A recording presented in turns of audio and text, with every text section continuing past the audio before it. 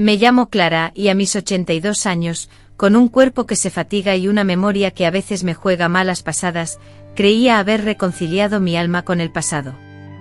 Sin embargo, ciertos dolores perduran, heridas que no sanan con el tiempo, sino que se ocultan bajo la piel, cual brasas apagadas listas para revivir con el más mínimo recuerdo.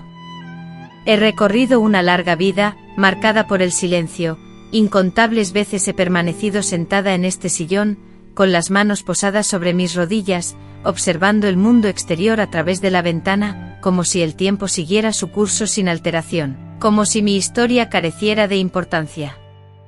Pero últimamente el sueño me rehúye. No es la dificultad para dormir propia de la edad, ni las molestias físicas, es algo más profundo, más arraigado. Es esa voz interior que constantemente me recuerda la proximidad del final, y me advierte que si no revelo ahora mi secreto, lo llevaré a la tumba, ese secreto que me ha consumido desde mi infancia. No he venido buscando consuelo. Ya no me sirve la compasión, lo que necesito es darle voz a mi vida, sacarla de ese escondite oscuro donde la oculté por más de 70 años.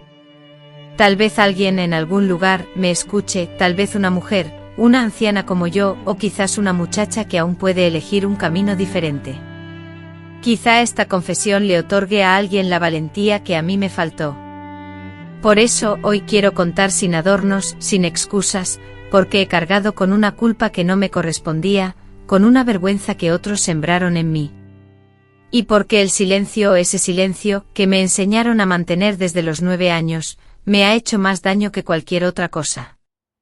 Nací en un pequeño pueblo del norte de México, en una humilde casa de adobe y tejas, donde las paredes parecían oírlo todo. Era 1951, un tiempo en que las niñas no hablaban de ciertos asuntos, en que las familias resolvían sus problemas en privado. Aunque esa ropa estuviera manchada de sangre y miedo, mi madre falleció siendo joven. Con tan solo 32 años, una fiebre fulminante acabó con su vida en cuestión de días. Yo, con 9 años, me encontraba desolado. Mi hermano mayor, Julián, tenía 17 años, mi padre, un hombre reservado y trabajador, pero distante emocionalmente, nunca me brindó consuelo, solo un hogar precario.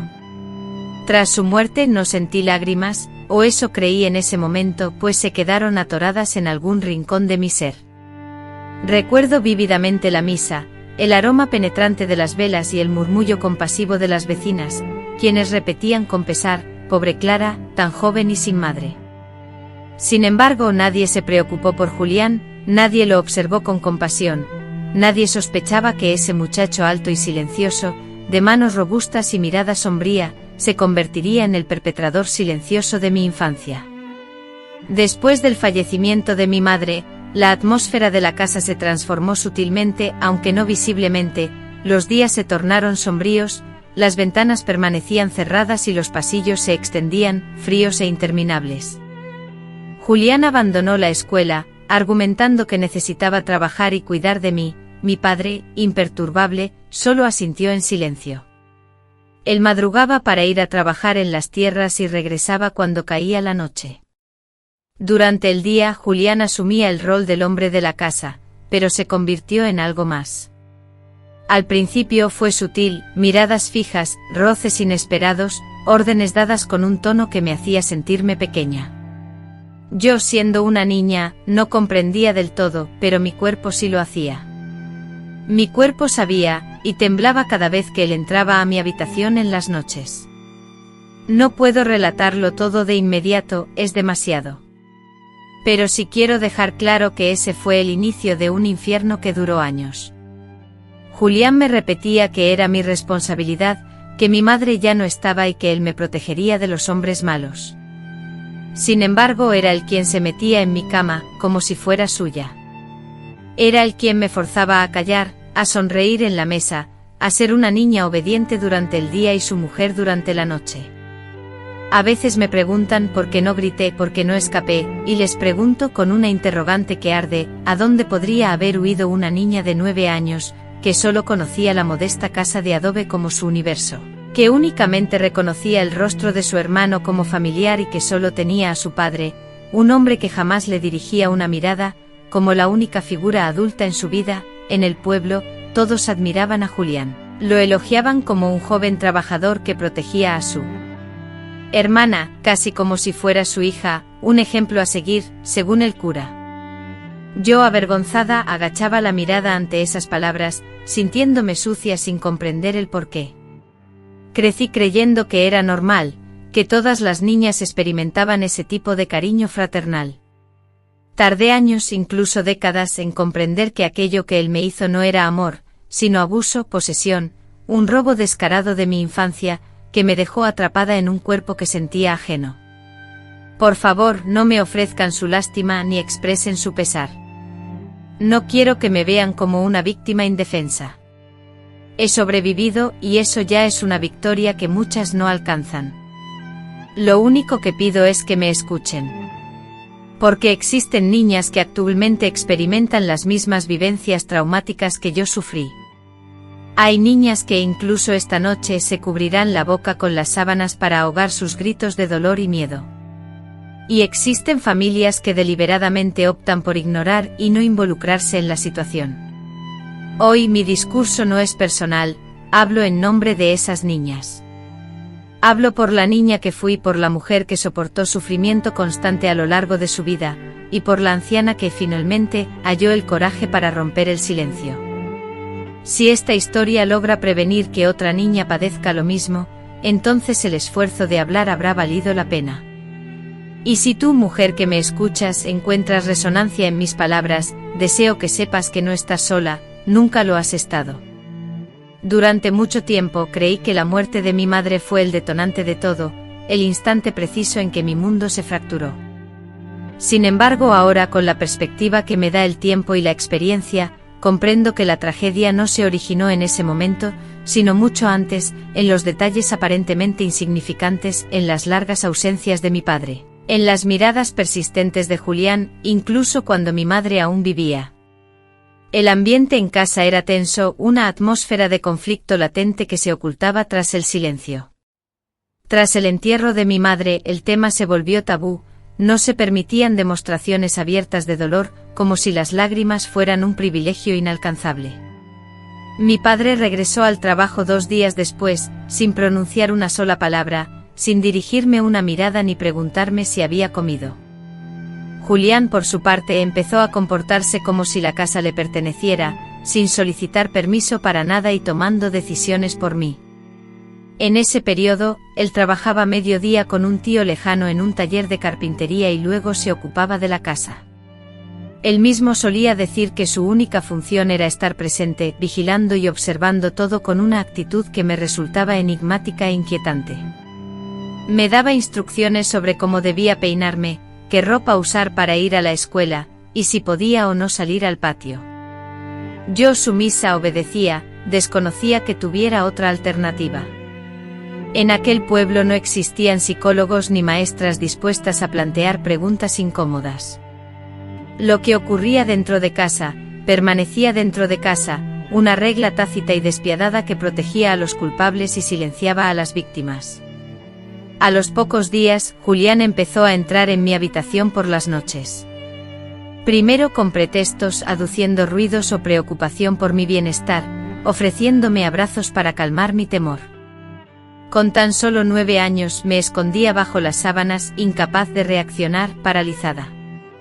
Una noche me imploró que no le contara nada a papá, asegurando que ahora él era mi única familia, que lo nuestro era un secreto especial y hermoso. Desconocía que aquellas palabras, como una cadena invisible, se grabarían a fuego en mi piel y permanecerían allí, torturándome, durante tantos años. Nunca nadie me enseñó que el amor no debía infligir dolor, que un hermano no debía tocarte de esa manera, que no era correcto silenciarme con una caricia que quemaba.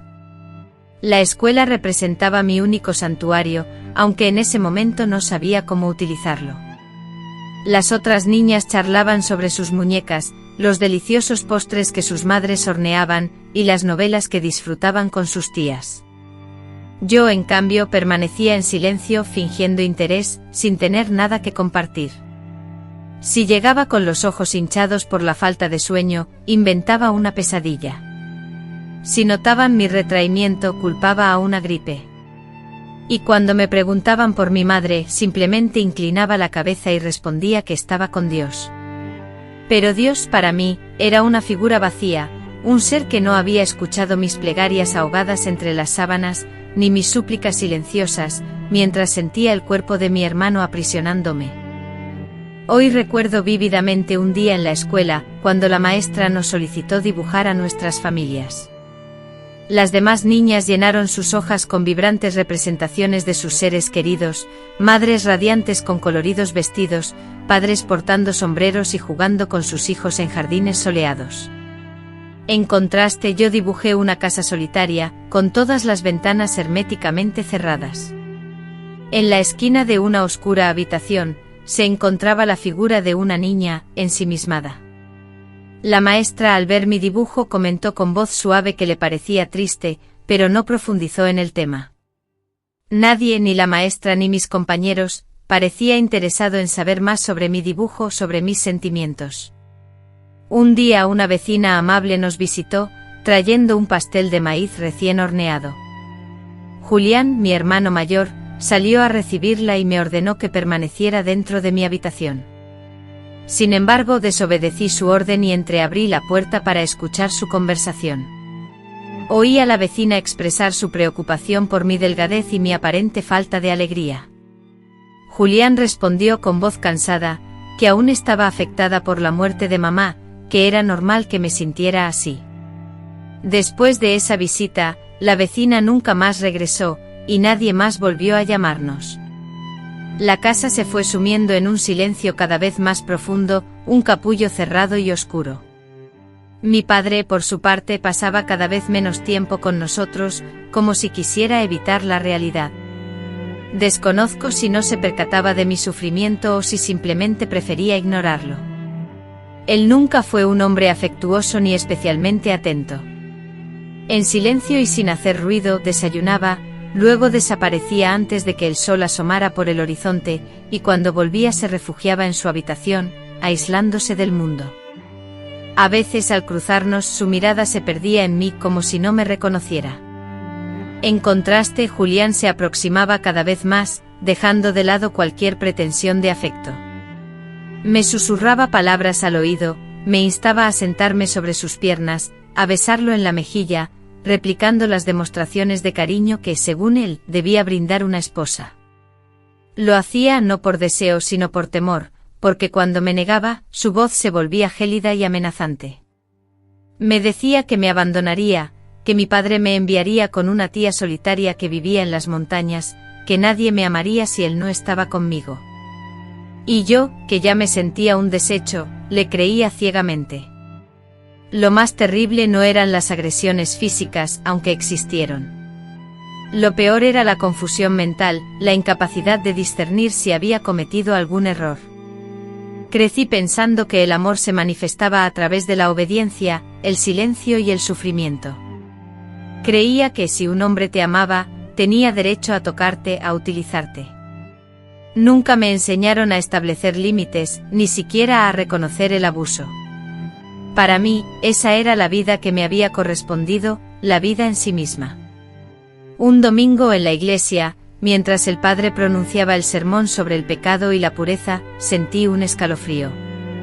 Apenas tenía 10 años y me hundí en el banco. Sentía que estaba manchada, impura. Creía que si Dios me observaba, me aborrecería, y que si alguien descubría lo que vivía, el castigo recaería sobre mí. En contraste a Julián, mi hermano, lo saludaban con veneración. Al salir de la iglesia, las personas elogiaban su ejemplo, su dedicación, su cuidado paternal hacia mí. Yo deseaba gritar, pero las palabras se me atascaban en la garganta. Temía que si rompía el silencio, el mundo se derrumbaría. Me aterraba que no me creyeran, o peor aún, que si lo hicieran y permanecieran indiferentes. En aquel México rural de los años 50, una niña huérfana de madre no poseía derechos, ni voz, ni protección. Mi única opción era soportar, adaptarme y sobrevivir. Y eso fue lo que hice, sobreviví. Pero cada noche al cerrar los ojos, oraba con la poca fe que me quedaba, implorando que alguien se percatara de mi sufrimiento, que una vecina cuestionara, que un maestro insistiera, que Dios, si existía, interviniera de alguna manera. Sin embargo, nadie apareció. Fue entonces cuando entendí que solo me quedaba una alternativa, oponerme, a pesar de desconocer el propósito. Con el tiempo aprendí a respirar superficialmente, a desplazarme sin emitir sonido alguno, a cerrar la puerta de mi habitación con tanta delicadeza que ni la brisa se atrevía a susurrar. Me convertí en una maestra del arte de la invisibilidad dentro de mi propio hogar. Si alguien hubiera ingresado en ese instante habría creído que habitaba en soledad, porque mi padre casi nunca estaba presente, y cuando lo estaba, era como una sombra que se movía furtivamente por las estancias, eternamente fatigado, persistentemente distante, como si el peso de la existencia hubiera encorvado su espalda prematuramente. Y Julián se adueñó de todo, no solo de la vivienda, sino también de mi aliento, de mis rutinas, de mis reflexiones. Lo que al principio fueron encuentros secretos en mi alcoba se transformó en una costumbre silenciosa que dirigía nuestras vidas. Cada día, sin excepción, él se acercaba a mí, reclamando su posición de hermano mayor para estar conmigo, como si fuera su posesión. Lo peor no eran sus actos, sino la forma en que los justificaba, con palabras cariñosas y suaves, una ternura falsa que enredaba mi mente de niña. Me aseguraba que yo era especial, que nadie me amaría como él, que debía sentirme afortunada por tener su amor. Yo, que no conocía otro tipo de afecto, me callaba, no porque creyera sus palabras, sino por el miedo a que todo empeorara. Muchas noches me escondía bajo las sábanas antes de que llegara, cerrando los ojos con fuerza, deseando desaparecer, como si mi cuerpo pudiera volverse invisible. Pero siempre escuchaba el ligero crujido del suelo, sus pasos silenciosos, su respiración cerca de mi rostro, y entonces me rendía. Con el tiempo me volví maestra en el arte de contener las lágrimas, apretando mis labios con fuerza para evitar cualquier sollozo, permitiendo que el sufrimiento me atravesara rápidamente, en un silencio absoluto, con la esperanza de que terminara pronto. A veces, después del tormento, era él quien lloraba, implorando mi perdón, argumentando que no podía controlarse, que lo necesitaba, que se sentía solo y que yo era su única esperanza. Esas palabras me sumían en una mayor confusión, porque si él era el que lloraba, si él era el que se disculpaba, entonces ¿quién era el culpable? Yo no comprendía nada. No tenía las palabras para describir lo que vivía. Solo sabía que todo estaba mal, que el dolor era insoportable, que me estaba destruyendo por dentro. En la escuela, mi comportamiento se transformó. Me volví aún más retraída, evitando participar, rehuyendo la mirada de los demás. Un día, una maestra me llamó y me preguntó si algo sucedía en casa. Bajé la mirada temblando y respondí que todo estaba bien. Ella frunció el ceño, acarició mi cabello y me dijo: «Eres una niña muy seria, Clara. Deberías sonreír más». Con una mirada ausente, como si una sonrisa fuera un absurdo intento de florecer en un lugar de sufrimiento y desesperación, Marta dejó de interrogarme. La conocía por una de sus mangas que al enrollarse, dejaba al descubierto un brazo. Marta, que vivía a unas pocas casas de distancia, solía venir a jugar algunas tardes. Sin embargo, Julián siempre encontraba una excusa para evitar que pasara mucho tiempo con ella, alegando que era una mala influencia, que me llenaba la cabeza con ideas tontas que no me convenían. Recuerdo claramente haber escuchado una vez a Julián, con voz autoritaria, gritarle a mi padre que yo necesitaba disciplina, que las niñas que pasaban mucho tiempo fuera de casa, en la calle, terminaban mal. Mi padre, sin cuestionar, asintió, tal como solía hacerlo. Nunca lo vi discutir con Julián. En ocasiones me pregunto si mi padre sabía lo que ocurría, si sospechaba, pero decidió callar, porque enfrentar la verdad resultaba más difícil que ignorarla. Sí, creo que apartar la mirada era su estrategia para sobrevivir. Yo tenía 11 años cuando mi cuerpo empezó a cambiar de forma brusca e inesperada. Experimenté el incipiente crecimiento de mis pechos, los dolores punzantes en el vientre que precedían a la primera menstruación. Estos cambios físicos, desconocidos y aterradores, me llenaron de un pánico indescriptible. Porque si antes Julián me trataba con una condescendencia infantil, como si fuera una muñeca de porcelana, ahora su comportamiento se transformó radicalmente. Sus manos, antes suaves y protectoras, se volvieron ávidas, recorriendo mi cuerpo con una intensidad que me sobrecogía. Sus caricias se prolongaban, se volvían más insistentes, traspasaban los límites de mi incomodidad, invadiendo mi espacio personal. Me exigía mirarlo fijamente a los ojos, susurrarle palabras al oído, abrazarlo con una fuerza que me asfixiaba. Yo sentía que me ahogaba en esa vorágine de sensaciones encontradas, porque mi cuerpo, traicionero, ya no podía fingir indiferencia. La vergüenza, un peso constante en mi pecho, se multiplicaba con cada roce, con cada palabra pronunciada en voz baja. Me odiaba a mí misma por no saber cómo escapar de esa situación, por no tener el coraje de golpear la puerta del vecino y pedir ayuda, por no comprender por qué nadie parecía notar mi sufrimiento, porque nadie veía la sombra que me acompañaba, el fantasma en que me había convertido. A veces la idea de la muerte se apoderaba de mis pensamientos, no como un acto premeditado, porque ni siquiera sabía cómo llevarlo a cabo, sino como un anhelo desesperado de desaparecer, de dormirme para siempre. Soñaba con una fiebre, con una enfermedad, con cualquier dolencia que me librara de ese tormento. Pero cada día era idéntico al anterior. Cada amanecer era la promesa de otra noche llena de angustia. Y así los meses se transformaron en años, arrastrando consigo mi inocencia y mi esperanza. Nadie se percataba de nada, nadie formulaba preguntas, ni siquiera las más mínimas.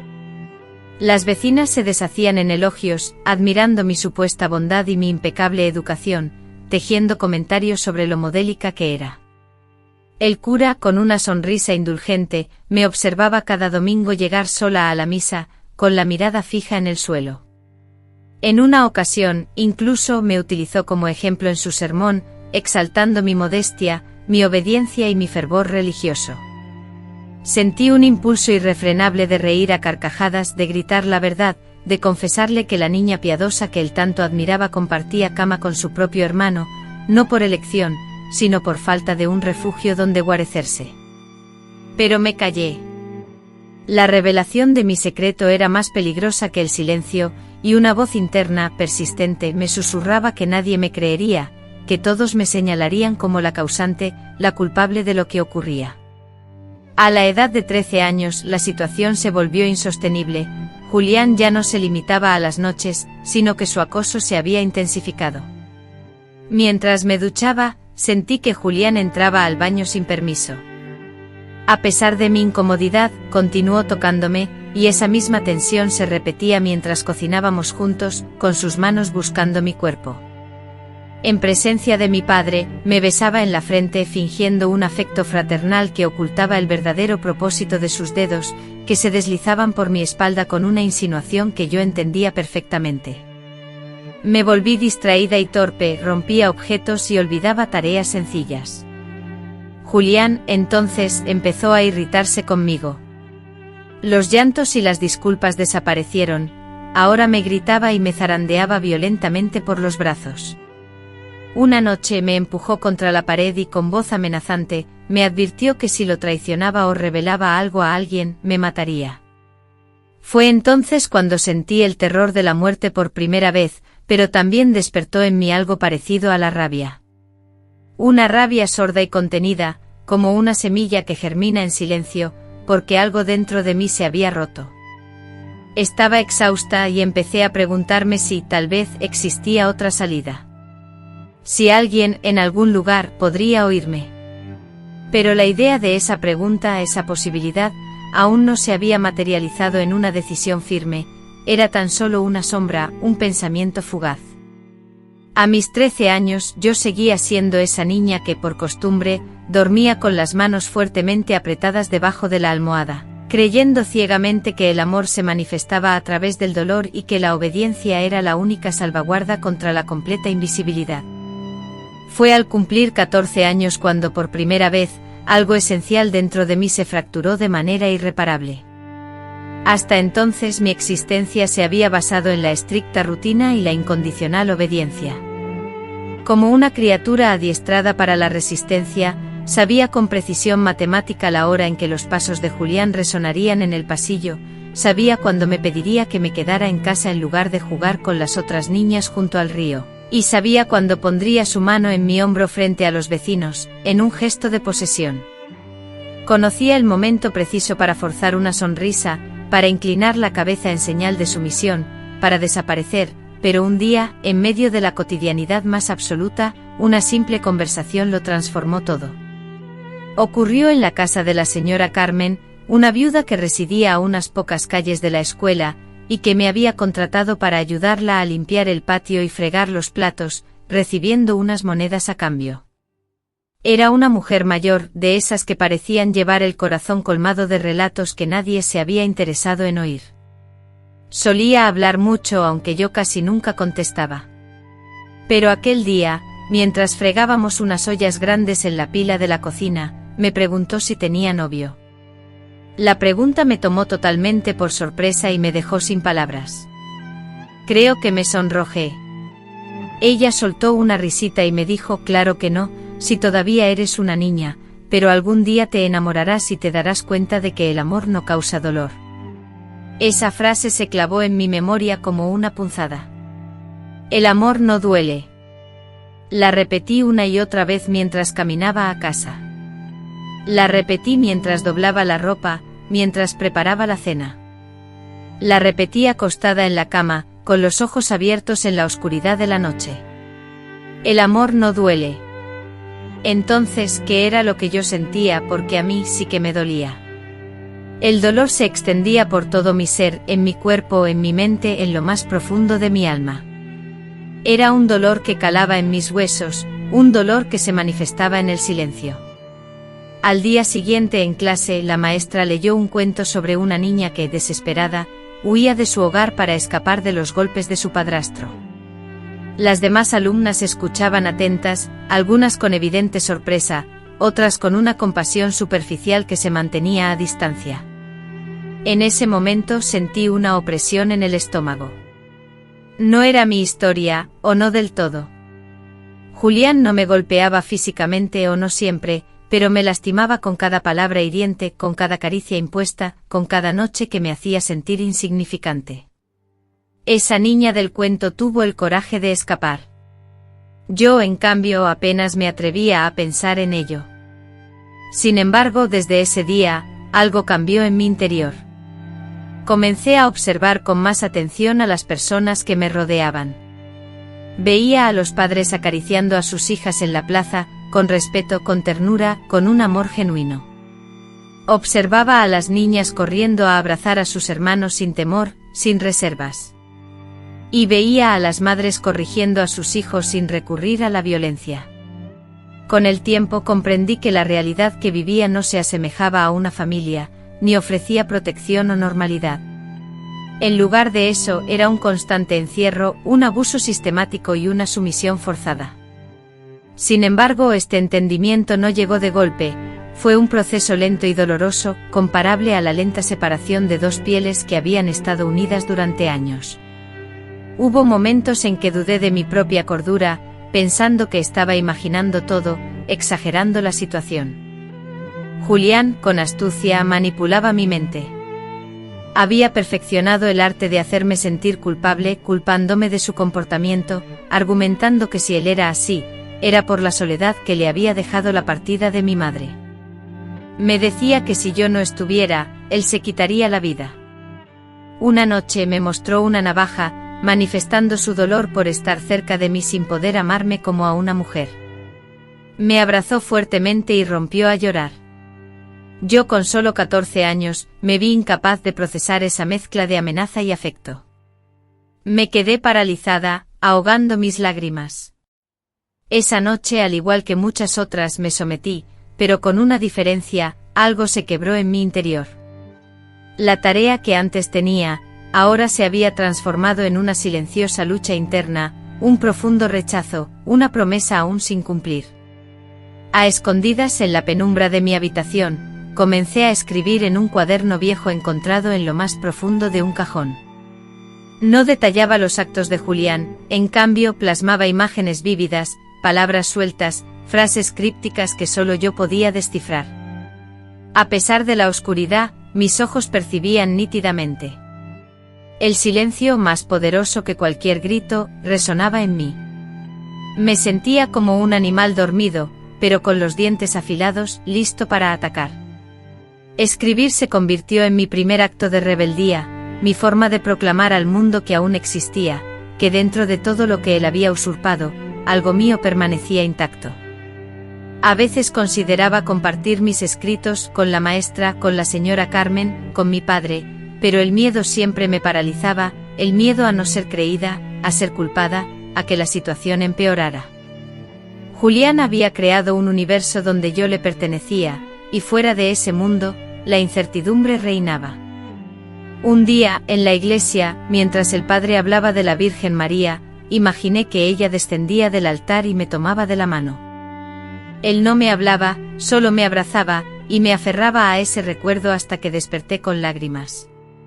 Fue la primera vez que lloré por mí, no por el dolor físico, ni por el miedo, sino por la niña que ya no existía, por la inocencia que me arrebató. Entendí que mi infancia se había truncado, que crecí demasiado pronto, que mi cuerpo había sido profanado, que mis sueños se habían desvanecido y que yo, en mi ignorancia, había consentido ese infierno porque nadie me enseñó otra realidad. Ese momento fue mi punto de inflexión, aunque entonces no supe darle nombre. Ahora lo sé, comprendí que no todas las niñas vivían lo mismo, que no era normal que un hermano se introdujera en mi cama, que aquello no era amor, sino abuso, incesto, una traición profunda y sobre todo, una violencia que me estaba robando las ganas de vivir. Desde ese día, empecé a buscar formas de evitarlo, fingiendo dolores de estómago y quedándome dormida con la ropa puesta. Asegurar la puerta con una silla era una táctica incierta, a veces lograba su cometido, impidiendo una noche más de sufrimiento, otras fallaba. Sin embargo, cada vez que conseguía bloquear la puerta, sentía que una parte de mí volvía a ser mía. Comencé a caminar con mayor seguridad, a sostener la mirada de la maestra, a formular respuestas más elaboradas. Los demás notaron una sutil modificación en mi comportamiento, algo imperceptible, nada que suscitara sospechas, pero en mi interior se estaba gestando una nueva persona, una que anhelaba vivir, otra que deseaba escapar, y una tercera que exigía justicia, aunque desconocía el camino para obtenerla. Aunque seguía prisionera, ya no me pertenecía por completo a él. Esa sensación, dentro del infierno que era mi vida, significaba el inicio de mi liberación. Después de ese despertar interno, todo lo que antes aceptaba como destino inevitable, empezó a parecerme insoportable. Ya no podía ver a Julián como el hermano atormentado que buscaba afecto. Lo veía como el hombre que me había arrebatado la infancia y que, con la aparente calma de un depredador, continuaba demandando mi obediencia. A pesar de no poder enfrentarlo directamente, cada una de mis acciones se convirtió en una forma de rebeldía. Dejé de responder a sus palabras con amabilidad, y me apartaba cada vez que intentaba tocarme delante de otros. Me refugiaba en la casa de la señora Carmen siempre que era posible, inventando excusas como ayudarla con sus labores o fingiendo estar indispuesta. También pasaba más tiempo en la iglesia, no por devoción, sino buscando un lugar seguro. Ahí al menos sentía la mirada de algo superior, esperando que algún día me hiciera justicia. Sin embargo, Julián notó mi cambio y su falsa amabilidad se desvaneció.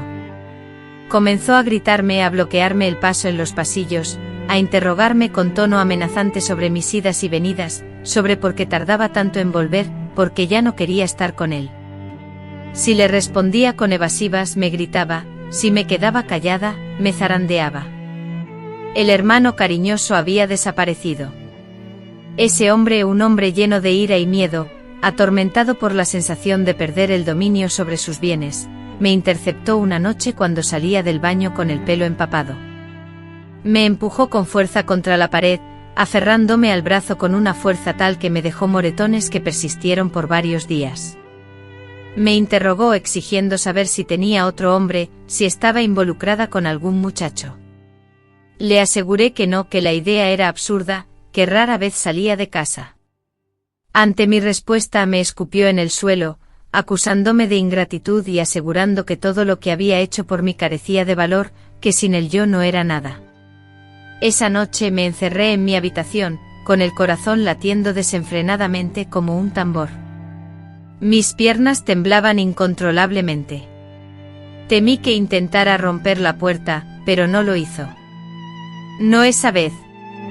A la mañana siguiente, como si nada hubiera ocurrido, me dejó un pan en la mesa, solicitándome que cosiera un botón en su camisa. Su mirada, una combinación de una falsa ternura y una amenaza latente, se posó en mí. La incertidumbre constante sobre cuándo estallaría la situación era más agotadora que los propios gritos, manteniéndome en un estado de tensión permanente. Esta situación desencadenó fuertes dolores de cabeza, inexplicables hemorragias nasales y pesadillas recurrentes de fuego, gritos y puertas cerradas. Lo más difícil era no poder compartir mi sufrimiento con nadie, ni siquiera con Carmen o el cura. Nadie parecía sospechar nada, aunque a veces sentía las miradas recelosas de algunas vecinas, como si intuyeran algo fuera de lugar, pero prefirieran no indagar. En el pueblo, la norma era no entrometerse en los asuntos ajenos, un principio sagrado. Un día, en la escuela, la nueva profesora de literatura nos solicitó escribir una carta a alguien amado y perdido, y yo le escribí a mi madre, plasmando en esas líneas un dolor tan profundo que la maestra me llamó aparte preguntándome si estaba bien, si necesitaba hablar, a lo que negué con la cabeza y ella me abrazó. Ella me ofreció su apoyo, diciéndome que si alguna vez necesitaba desahogarme, podía contar con ella. Era la primera vez que alguien me brindaba un espacio seguro para compartir mis sentimientos, pero yo aún no me sentía capaz de hacerlo. No sabía cómo articular lo que sentía ni por dónde empezar a hablar. Mientras tanto, Julián intensificó su control sobre mí. Me prohibía salir sin su compañía, revisaba mis pertenencias y leía mis cuadernos. Un día descubrió el cuaderno donde escribía mis pensamientos. Me lo arrebató violentamente y lo quemó en el fogón. Me insultó acusándome de traidora y desagradecida, argumentando que todo lo que hacía era por mi bien y que si alguien más se enteraba de mis supuestos actos, él se quitaría la vida. Esa frase, que había repetido tantas veces, resonó nuevamente como una amenaza disfrazada de súplica. Empecé a temer que realmente cumpliera su amenaza, que se suicidara y que me culparan a mí, ya que él había logrado hacerme dudar de mi propia percepción, haciéndome cuestionar si estaba malinterpretando la situación y si, en realidad, él sí me amaba y yo era cruel por rechazarlo. Sin embargo, esa duda duraba poco tiempo. Ante la inminencia de una transgresión física, anticipando el contacto no consentido, la mirada lasciva y la crudeza de la agresión, me refugié en el baño, atrincherándome con unas tijeras, no con la intención de autolesionarme, sino como una barrera defensiva. Le advertí desde el interior del baño que no saldría, que no abriría la puerta, que me defendería si intentaba entrar a la fuerza. Tras varios golpes a la puerta, finalmente desistió y se marchó. Esa fue mi primera defensa tangible, una línea divisoria que, a pesar del terror, me proporcionó una efímera sensación de poder.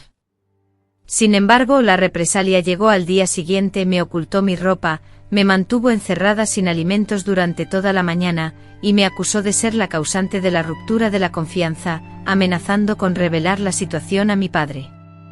Ante su reacción, respondí con una risa desafiante instándole a que lo hiciera, anhelando que alguien interviniera.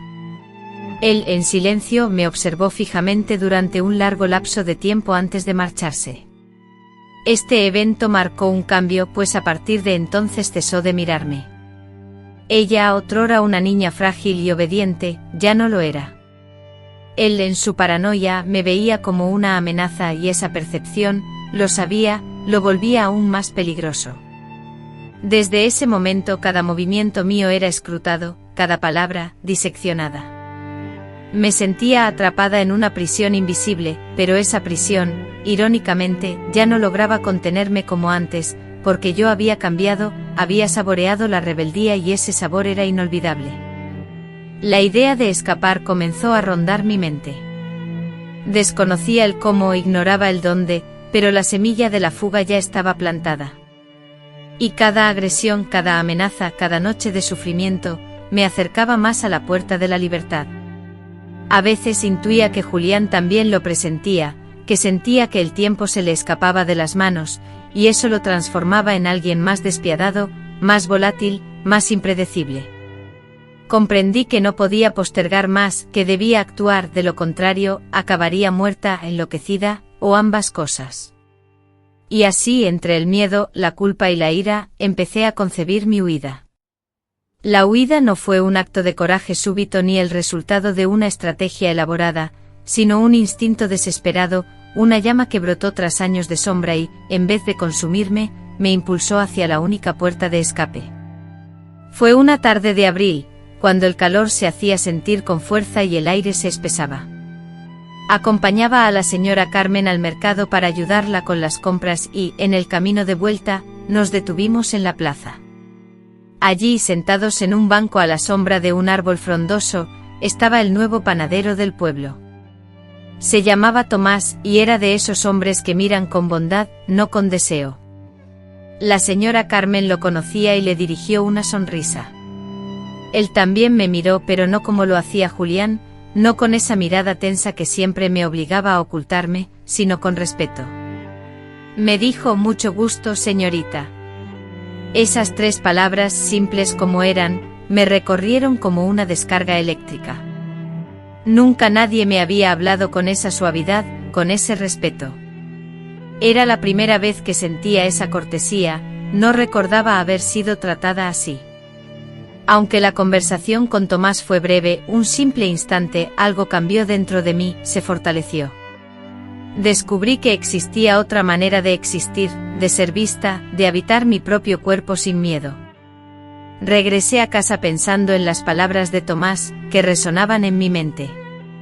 Esa noche Julián llegó tarde, más tarde de lo normal. Su aliento olía a alcohol, sus ojos estaban rojos y llenos de celos. Inmediatamente me interrogó sobre mi paradero, preguntando dónde y con quién había estado, qué había hecho. Le conté la verdad, que había ido al mercado y que luego habíamos estado en la plaza. Él me acusó de provocarlo, de actuar como una cualquiera. Me agarró con fuerza del brazo y me arrastró a la cocina. Allí me empujó contra la pared, elevó la voz de una manera que nunca había hecho. Me amenazó diciendo que si pretendía estar con otro hombre tendría que pasar por encima de su cadáver.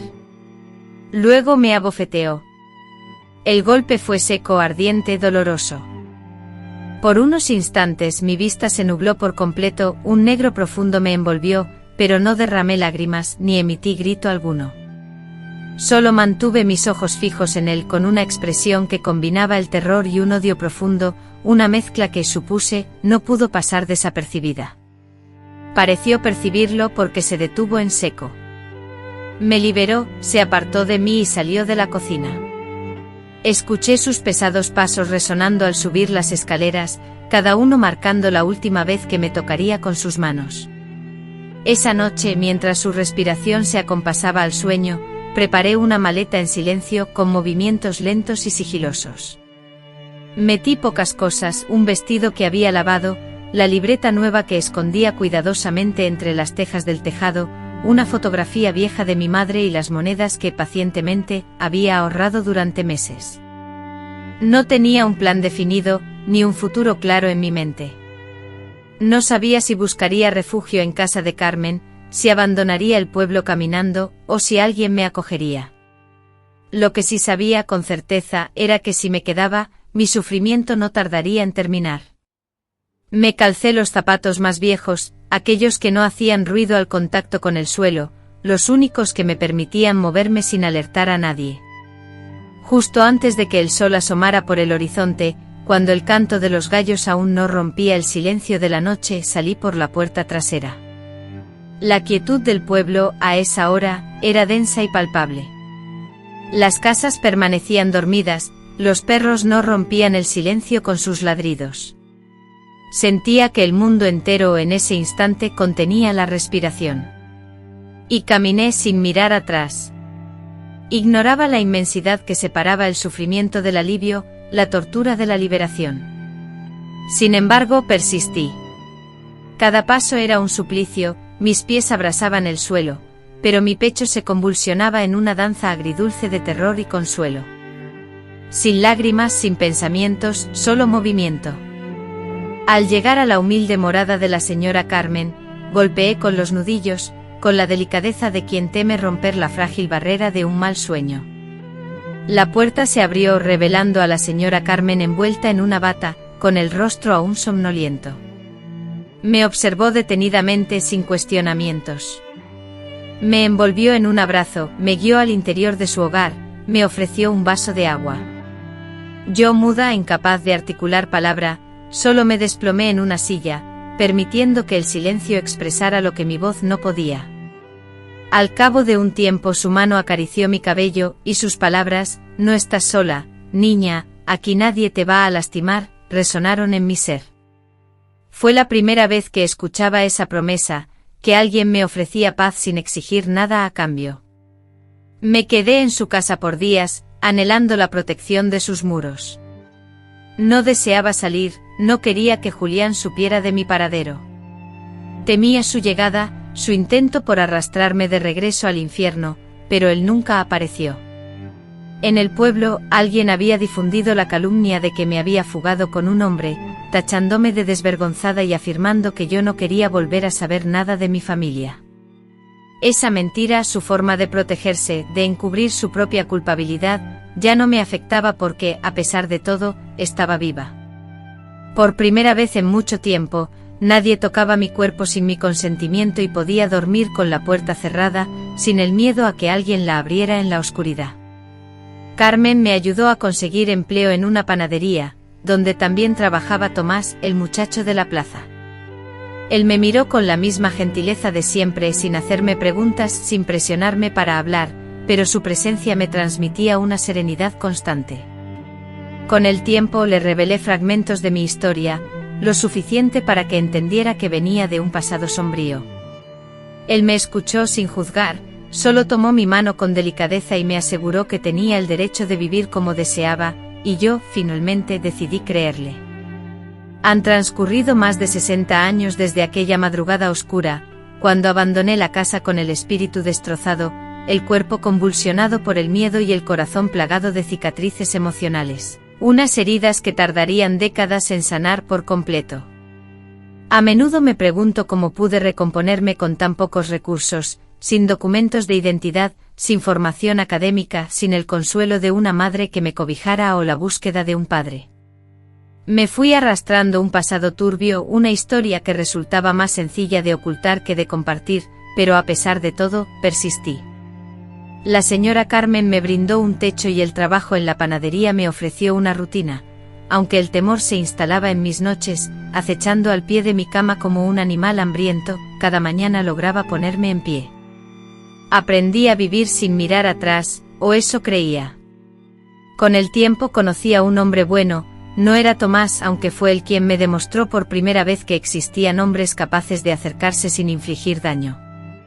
Me casé a los 24 años, después de haber guardado silencio durante mucho tiempo. A mi esposo nunca le revelé toda mi historia. Después de revelarle que mi familia se había desintegrado y que provenía de un pasado que deseaba borrar, algo que él aceptó, me dio 2 hijas a quienes crié con un amor incondicional y una dedicación casi enfermiza. Les inculqué la valentía, la capacidad de defenderse y el derecho a expresarse sin importar las restricciones. Puede que fuera estricta, quizás sobreprotectora, pero el miedo a que sufrieran lo que yo padecí me llevó a extremar las precauciones.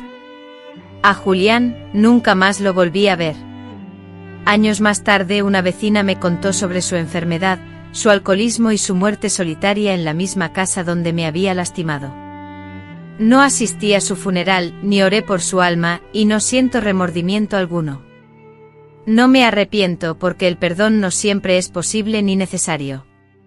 Con el tiempo entendí que mi silencio fue una condena, que me persiguió incluso después de huir, socavando mi confianza, haciéndome creer que revelar mi historia me destruiría.